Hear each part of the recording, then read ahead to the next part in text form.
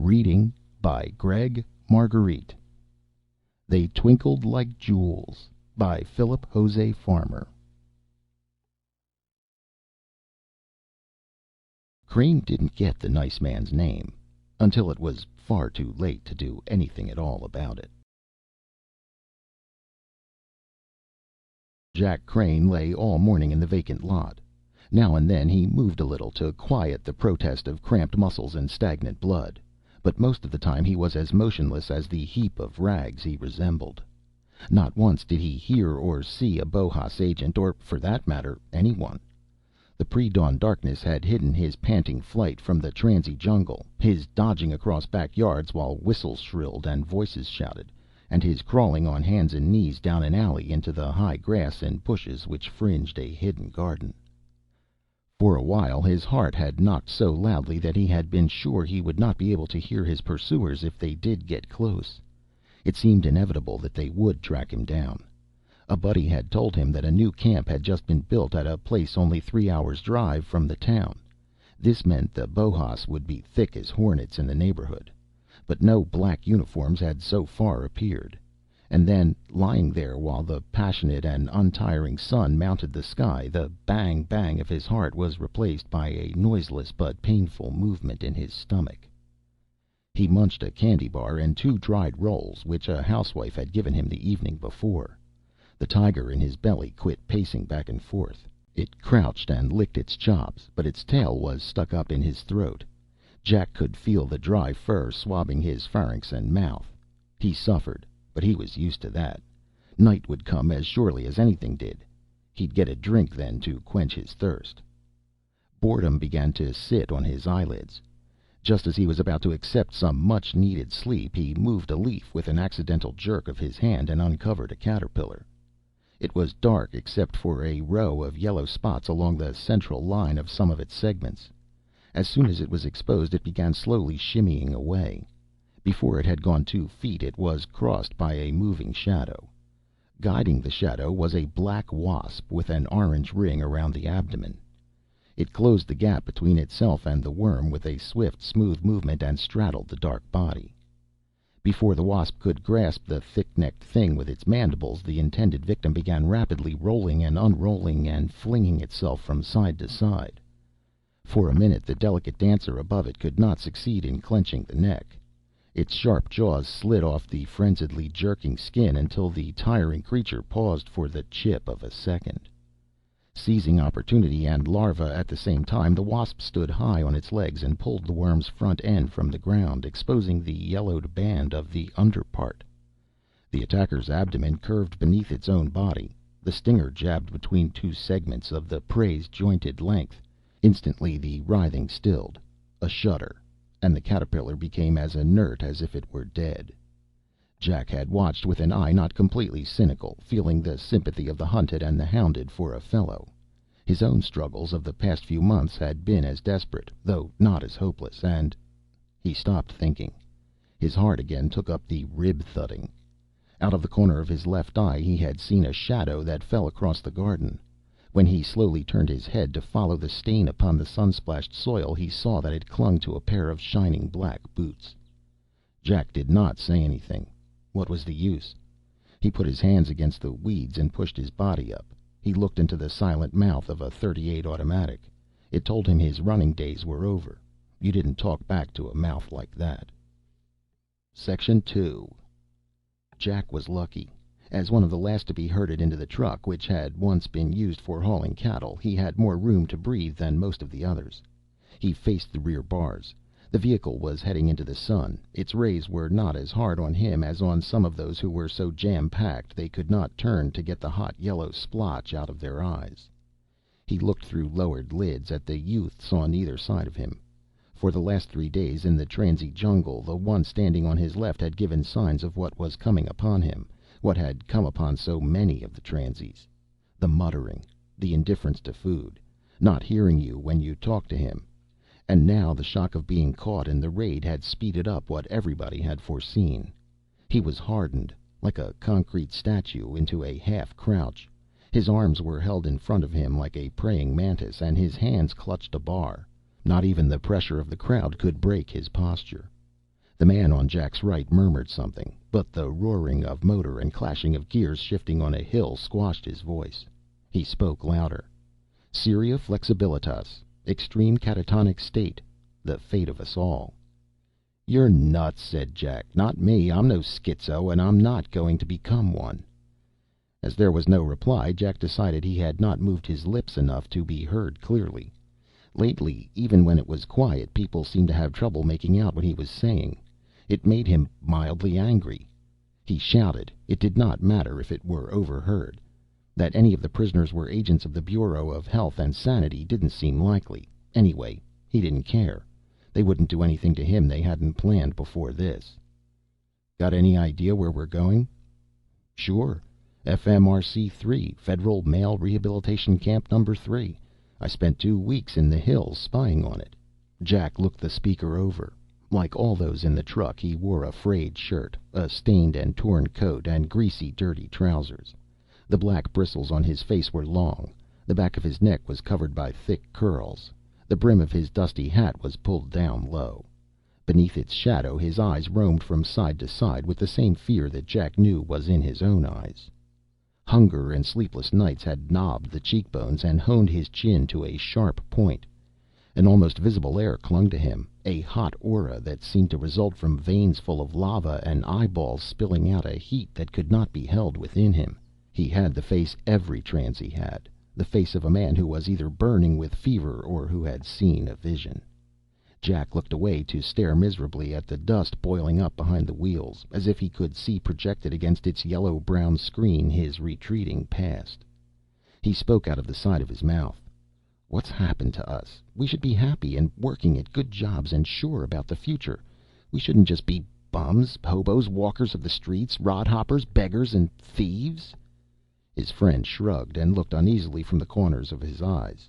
He was probably expecting the question they all asked sooner or later. "Why are you on the road?" They asked, but none replied with words that meant anything. They lied, and they didn't seem to take any pleasure in their lying.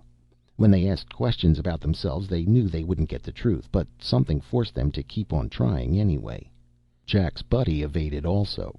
He said, "I read a magazine article by a Dr. Vespa, the head of the Bureau of Health and Sanity. He'd written the article just after the President created the Bureau. He viewed, quote, with alarm and apprehension, unquote, the fact that 6% of those between the ages of 12 and 25 were schizophrenics who needed institutionalizing. And he was, quote, appalled and horrified, unquote, that 5% of the nation were homeless, unemployed, and that 3.7% of those were between the ages of 14 and 30. He said that if this schizophrenia kept on progressing, half the world would be in rehabilitation camps.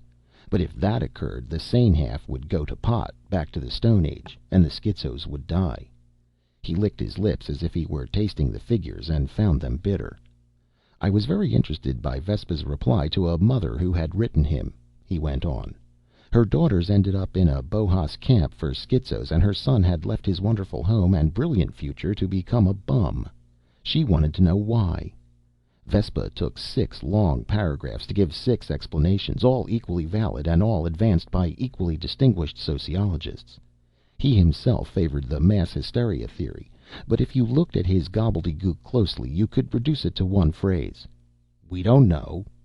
He did say this, though you won't like it, that the schizos and the transies were just 2 sides of the same coin.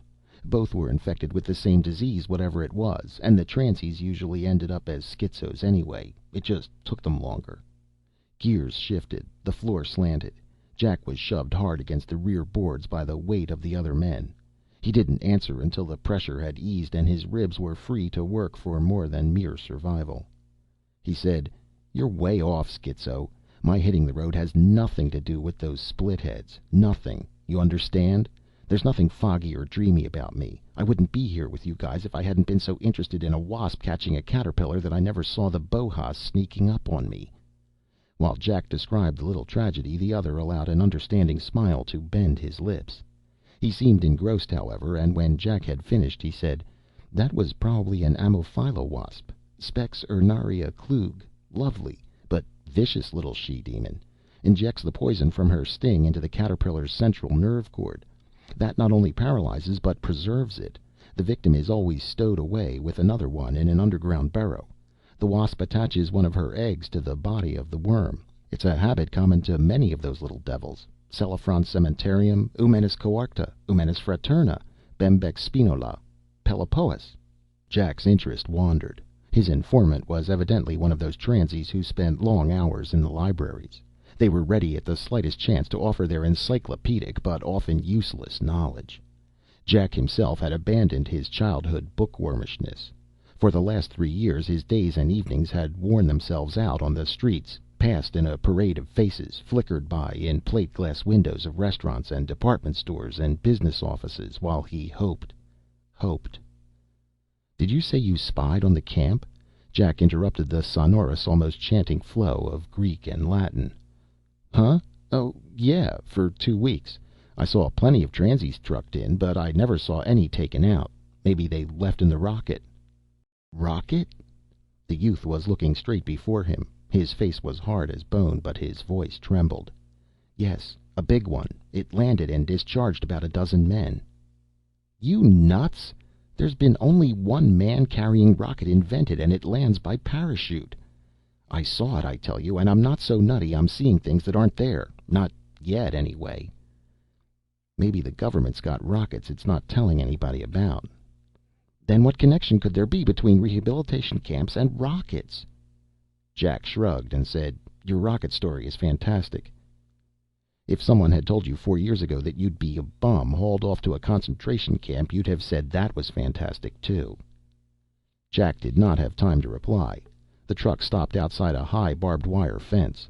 The gate swung open. The truck bounced down the bumpy dirt road. Jack saw some black uniformed Bohas seated by heavy machine guns. They halted at another entrance. More barbed wire was passed. Huge Doberman pincers looked at the transies with cold, steady eyes. The dust of another section of road swirled up before they squeaked to a standstill and the engine turned off. This time agents began to let down the back of the truck. They had to pry the pitiful schizo's fingers loose from the wood with a crowbar and carry him off, still in his half crouch. A sergeant boomed orders. Stiff and stumbling, the transies jumped off the truck. They were swiftly lined up into squads and marched into the enclosure, and from there into a huge black barracks. Within an hour each man was stripped, had his head shaven, was showered, given a gray uniform, and handed a tin plate and spoon and cup filled with beans and bread and hot coffee. Afterwards Jack wandered around, free to look at the sandy soil underfoot and barbed wire and the black uniforms of the sentries, and free to ask himself where? 12 years ago it had been, but where was... Section 3. How easy it would have been to miss all this, if only he had obeyed his father, but Mr. Crane was so ineffectual. "Jackie," he had said, "would you please go outside and play, or stay in some other room? It's very difficult to discuss business while you're whooping and screaming around, and I have a lot to discuss with Mr. "Yes, Daddy," Jackie said before his father mentioned his visitor's name. But he was not Jack Crane in his game. He was Uncas. The big chairs and the divan were trees in his imaginative eyes. The huge easy chair in which Daddy's caller, Jack thought of him only as Mr., sat was a fallen log. He, Uncas, meant to hide behind it in ambush. Mr. did not bother him. He had smiled and said in a shrill voice that he thought Jack was a very nice boy. He wore a light gray-green Palm Beach suit and carried a big brown leather briefcase that looked too heavy for his soda-straw-thin legs and arms. He was queer-looking because his waist was so narrow and his back so humped. And when he took off his tan Panama hat, a white fuzz exploded from his scalp. His face was pale as the moon in daylight. His broad smile showed teeth that Jack knew were false. But the queerest thing about him was his thick spectacles, so heavily tinted with rose that Jack could not see the eyes behind them. The afternoon light seemed to bounce off the lenses in such a manner that no matter what angle you looked at them, you could not pierce them, and they curved to the side to hide his eyes completely. Mister had explained that he was an albino, and he needed the glasses to dim the glare of his eyes. Jack stopped being Uncas for a minute to listen. He had never seen an albino before, and indeed he did not know what one was. "I don't mind the youngster," said Mister. "Let him play here if he wants to. He's developing his imagination, and he may be finding more stimuli in this front room than he could in all of outdoors. We should never cripple the fine gift of imagination in the young. Imagination, fancy, fantasy, or whatever you call it, is the essence and mainspring of those scientists, musicians, painters, and poets who amount to something in later life. They are adults who have remained youths." Mister addressed Jack. "You're the last of the Mohicans, and you're about to sneak up on the French captain and tommyhawk him, aren't you?" Jack blinked. He nodded his head. The opaque rose lenses set in Mister's face seemed to open a door into his naked gray skull. The man said, "I want you to listen to me, Jack. You'll forget my name, which isn't important, but you will always remember me and my visit, won't you?" Jack stared at the impenetrable lenses and nodded dumbly. Mister turned to Jack's father. "Let his fancy grow. It is a necessary wish fulfillment play. Like all human young who are good for anything at all, he is trying to find the lost door to the Garden of Eden. The history of the great poets and men of action is the history of the attempt to return to the realm that Adam lost, the forgotten Hesperides of the mind, the Avalon buried in our soul." Mr. Crane put his fingertips together. "Yes? Personally, I think that someday man will realize just what he is searching for, and will invent a machine that will enable the child to project, just as a film throws an image on a screen, the visions in his psyche. I see you're interested," he continued. "You would be, naturally, since you're a professor of philosophy. Now let's call the toy a specterscope, because through it the subject sees the specters that haunt his unconscious. Ha ha! But how does it work? If you'll keep it to yourself, Mr. Crane, I'll tell you something. My native country's scientists have developed a rather simple device, though they haven't published anything about it in the scientific journals. Let me give you a brief explanation. Light strikes the retina of the eye. The rods and cones pass on impulses to the bipolar cells, which send them on to the optic nerve, which goes to the brain." "Elementary and full of gaps," said Jack's father. "Pardon me," said Mister. "A bare outline should be enough. You'll be able to fill in the details. Very well. The specterscope breaks up the light going into the eye in such a manner that the rods and cones receive only a certain wavelength. I can't tell you what it is, except that it's in the visual red. The scope also concentrates like a burning glass, and magnifies the power of the light. Result? A hitherto undiscovered chemical in the visual purple of the rods is activated and stimulates the optic nerve in a way we had not guessed possible. An electrochemical stimulus then irritates the subconscious until it fully wakes up. Let me put it this way. The subconscious is not a matter of location, but of organization. There are billions of possible connections between the neurons of the cortex. Look at those potentialities as so many cards in the same pack. Shuffle the cards one way and you have the common workaday cogito ergo sum mind. Reshuffle them and bingo, you have the combination of neurons or cards of the unconscious. The specterscope does the redealing. When the subject gazes through it, he sees for the first time the full impact and result of his underground mind's workings in other perspectives than dreams or symbolical behavior. The subjective Garden of Eden is resurrected. It is my contention that this specterscope will someday be available to all children.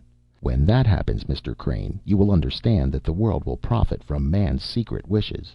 Earth will be a far better place. Paradise, sunken deep in every man, can be dredged out and set up again." "I don't know," said Jack's father, stroking his chin thoughtfully with a finger. "Children like my son are too introverted as it is. Give them this psychological toy you suggest, and you would watch them grow, not into the outside world, but into themselves. They would fester. Man has been expelled from the garden. His history is a long, painful climb towards something different. It is something that is probably better than the soft and flabby golden age. If man were to return, he would regress, become worse than static, become infantile or even embryonic. He would be smothered in the folds of his own dreams." "Perhaps," said the salesman, "but I think you have a very unusual child here. He will go much farther than you think. Why? Because he is sensitive and has an imagination that only needs the proper guidance. Too many children become mere bourgeois ciphers with paunches and round O minds full of tripe. They'll stay on Earth, That is, I mean they'll be stuck in the mud." "You talk like no insurance salesman I've ever met." "Like all those who really want to sell, I'm a born psychologist." Mister shrilled. "Actually, I have an advantage. I have a Ph.D. in psychology. I would prefer staying at home for laboratory work, but since I can help my starving children I am not joking so much more by coming to a foreign land and working at something that will put food in their mouths, I do it. I can't stand to see my little ones go hungry. Moreover," he said, with a wave of his long fingered hand, "this whole planet is really a lab that beats anything within four walls." "You spoke of famine. Your accent, your name. You're a Greek, aren't you?" "In a way," said Mister. "My name translated means gracious, or kindly, or well meaning." His voice became brisker. "The translation is apropos. I'm here to do you a service. Now, about these monthly premiums." Jack shook himself and stepped out of the mold of fascination that Mister's glasses seemed to have poured around him. Uncas again, he crawled on all fours from chair to divan to stool to the fallen log which the adults thought was an easy chair. He stuck his head from behind it and sighted along the broomstick musket at his father. He'd shoot that white man dead and then take his scalp. He giggled at that, because his father really didn't have any hairlock to take. At that moment Mister decided to take off his specs and polish them with his breast pocket handkerchief. While he answered one of Mr. Crane's questions, he let them dangle from his fingers. Accidentally, the lenses were level with Jack's gaze. One careless glance was enough to jerk his eyes back to them.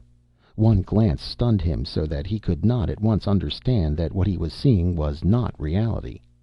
There was his father across the room, but it wasn't a room. It was a space outdoors, under the low branch of a tree whose trunk was so big it was as wide as the wall had been. Nor was the Persian rug there. It was replaced by a close cropped bright green grass. Here and there foot-high flowers with bright yellow petals tipped in scarlet swayed beneath an internal wind. Close to Mr. Crane's feet a white horse, no larger than a fox terrier, bit off the flaming end of a plant. All those things were wonderful enough. But was that naked giant who sprawled upon a moss-covered boulder his father? No. Yes. Though the features were no longer pinched and scored and pale, though they were glowing and tanned and smooth like a young athlete's, they were his father's.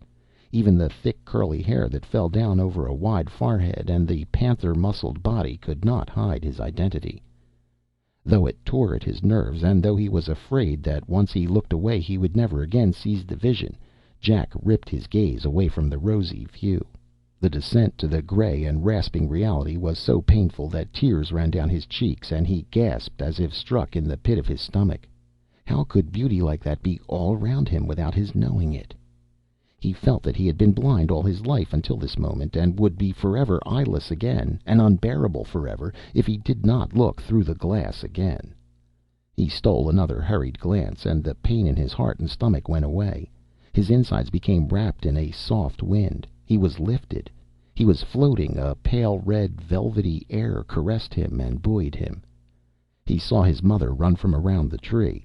That should have seemed peculiar, because he had thought she was dead. But there she was, no longer flat-walking and coughing and thin and wax-skinned, but golden brown and curvy and bouncy. She jumped at Daddy and gave him a long kiss. Daddy didn't seem to mind that she had no clothes on. Oh, it was wonderful. Jack was drifting on a yielding and wine-tinted air, and warmed with a wind that seemed to swell him out like a happy balloon. Suddenly he was falling, hurtling helplessly and sickeningly through a void, while a cold and drab blast gouged his skin and spun him around and around. The world he had always known shoved hard against him. Again he felt the blow in the solar plexus, and saw the gray tentacles of the living reality reach for his heart. Jack looked up at the stranger, who was just about to put his spectacles on the bridge of his long nose. His eyelids were closed. Jack never did see the pink eyes. That didn't bother him. He had other things to think about.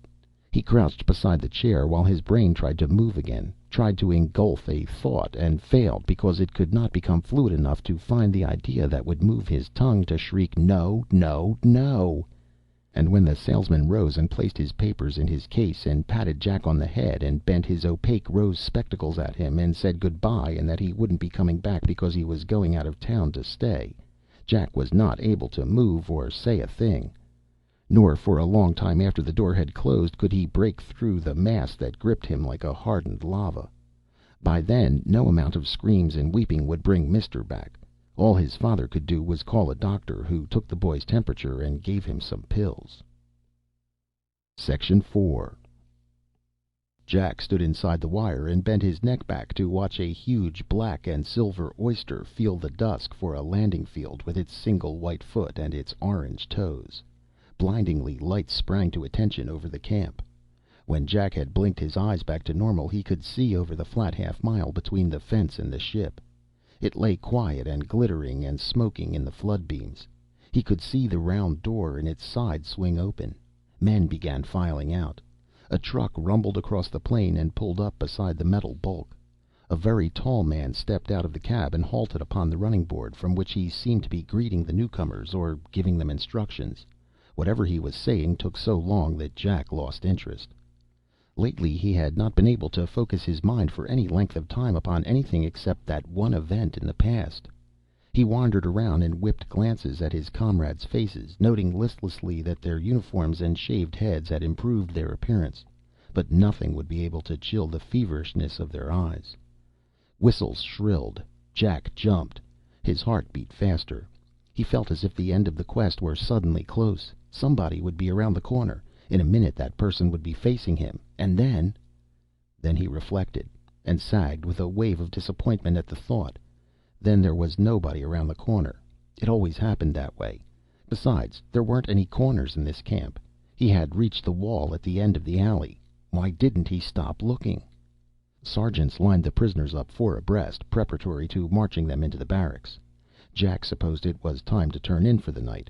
He submitted to their barked orders and hard hands without resentment. They seemed a long way off.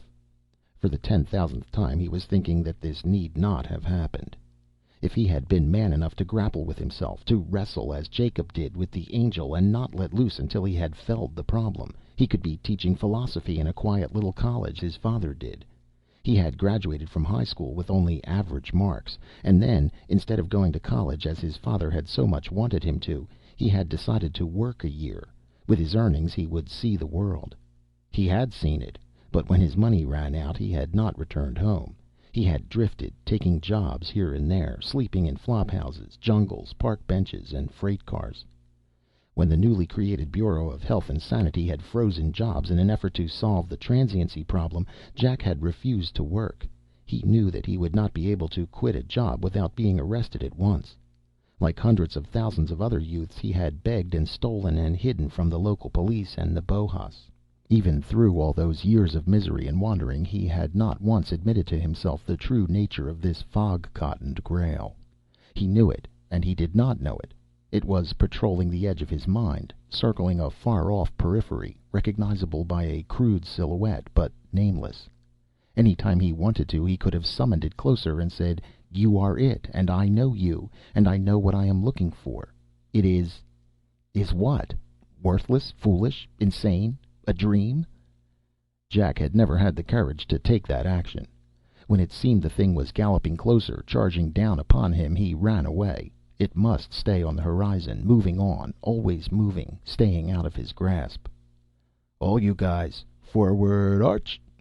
Jack did not move. The truck from the rocket had come through a gate and stopped by the transies, and about 50 men were getting off the back. The man behind Jack bumped into him. Jack paid him no attention. He did not move. He squinted at the group who had come from the rocket. They were very tall, hump-shouldered, and dressed in light gray-green Palm Beach suits and tan Panama hats. Each held a brown leather briefcase at the end of a long, thin arm. Each wore on the bridge of his nose a pair of rose-colored glasses. A cry broke hoarsely from the transies.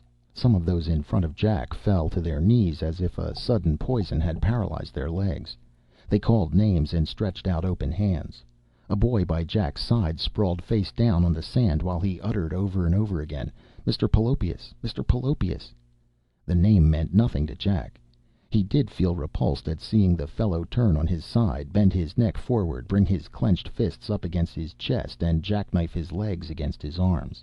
He had seen it many times before in the transy jungles, but he had never gotten over the sickness it had first caused him. He turned away and came almost nose to nose with one of the men from the rocket. He had put down his briefcase so it rested against his leg, and taken a white handkerchief out of his breast pocket to wipe the dust from his lenses. His lids were squeezed shut as if he found the lights unbearable. Jack stared and could not move while a name that the boy behind him had been crying out slowly worked its way through his consciousness. Suddenly, like the roar of a flash flood that is just rounding the bend of a dry gulch, the syllables struck him. He lunged forward and clutched at the spectacles in the man's hand. At the same time he yelled over and over the words that had filled out the blank in his memory. "Mr. Eumenes! Mr. Eumenes!" A sergeant cursed and slammed his fist into Jack's face. Jack fell down flat on his back. Though his jaw felt as if it were torn loose from its hinge, he rolled over on his side, raised himself on his hands and knees, and began to get up to his feet. "Stand still!" bellowed the sergeant. "Stay in formation or you'll get more of the same." Jack shook his head until it cleared. He crouched and held out his hands toward the man, but he did not move his feet. Over and over, half chanting, half crooning, he said, "Mr. Eumenes, the glasses. Please, Mr. Eumenes, the glasses." The 49 Mr. Eumene and otherwise looked incuriously with impenetrable rosy eyes. The 50th put the white handkerchief back in his pocket. His mouth opened. False teeth gleamed. With his free hand he took off his hat and waved it at the crowd and bowed. His tilted head showed a white fuzz-like hair that shot up over his pale scalp. His gestures were both comic and terrifying. The hat and the inclination of his body said far more than words could. They said, "Goodbye forever, and bon voyage." Then Mr. Eumenes straightened up and opened his lids. At first the sockets looked as if they held no eyeballs, as if they were empty of all but shadows. Jack saw them from a distance. Mr. Eumenes, or his twin, was shooting away faster and faster and becoming smaller and smaller. No, he himself was. He was rocketing away within his own body. He was falling down a deep well. He, Jack Crane, was a hollow shaft down which he slipped and screamed away, away from the world outside. It was like seeing from the wrong end of a pair of binoculars that lengthened and lengthened, while the man with the long sought-for treasure in his hand flew in the opposite direction, as if he had been connected to the horizon by a rubber band, and somebody had released it and he was flying towards it, away from Jack. Even as this happened, he knew vaguely that his muscles were locking into the posture of a beggar, hands out, pleading, face twisted into an agony of asking, lips repeating his croon chant. He saw what had occurred. The realization was like the sudden, blinding, and at the same time clarifying light that sometimes comes to epileptics just as they are going into a seizure. It was the thought that he had kept away on the horizon of his mind, the thought that now charged in on him with long leaps and bounds, and then stopped and sat on its haunches and grinned at him while its long tongue lolled. Of course he should have known all these years what it was. He should have known that Mr. Eumenes was the worst thing in the world for him. He had known it, but, like a drug addict, he had refused to admit it. He had searched for the man, yet he had known it would be fatal to find him. The rose-colored spectacles would swing gates that should never be fully open. And he should have guessed what and who Mr. Eumenes was when that encyclopedic fellow in the truck had sing-songed those names. How could he have been so stupid? Stupid? It was easy. He had wanted to be stupid.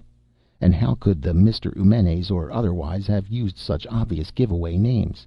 It was a measure of their contempt for the humans around them and of their own grim wit. Look at all the double entendres the salesman had given his father, and his father had never suspected. Even the head of the Bureau of Health and Sanity had been terrifyingly blasé about it. Dr. Vespa. He had thrown his name like a gauntlet to humanity, and humanity had stared idiotically at it and never guessed its meaning. Vespa was a good Italian name. Jack didn't know what it meant, but he supposed that it had the same meaning as the Latin. He remembered it from his high school class. As for his not encountering the salesman until now, he had been lucky. If he had run across him during his search, he would have been denied the glasses as now.